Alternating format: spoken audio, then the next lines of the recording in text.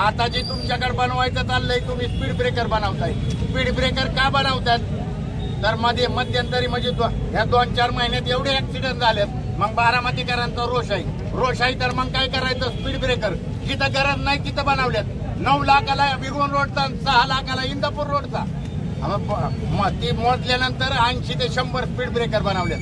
पैसे होते किती बापाचा आहेत का कुणाच्या पैसे आमच्या सर्वसामान्यांच्या घरातलं पैसे आहेत। सर्वसामान्य लोक जनतेचा पैसा आता उधळपट्टी लावली। आता कालच पालकमंत्रीने महाराष्ट्र बारामतीचा आमदार अजितदादांनी मार्केट कमिटीच्या ह्याच्यात ते सांगितलं ना 2 कोटी रुपये उधार देतोय। अरे या सर्वसामान्यांना 100 रुपयाचं उधार देऊन द्या बरं त्यांनी 100 रुपयाचं अजिबात देत नाही। 20 जणांकडे 2 कोटी रुपये म्हणजे बारामतीचा विकास ही ठराविक लोकांसाठी आहे आणि काल जाहीर स्पष्ट झालेला आहे। आणि सर्वसामान्य बारामतीकरांना असे रस्त्यावरती मारतात चिरडून मारायला लागले आणि निवडणुकीला पैसे कशाला 2000 रुपये देतोय।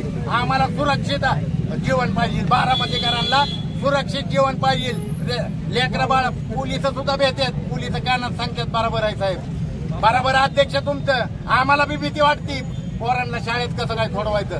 किती पेलेला होता तो टिपरवाला त्याला चालता येत नव्हतं।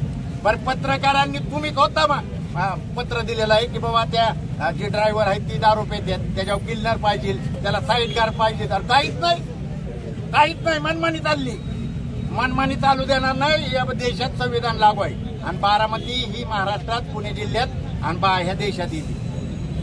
जे देशाला संविधान आहे ती हित आहे।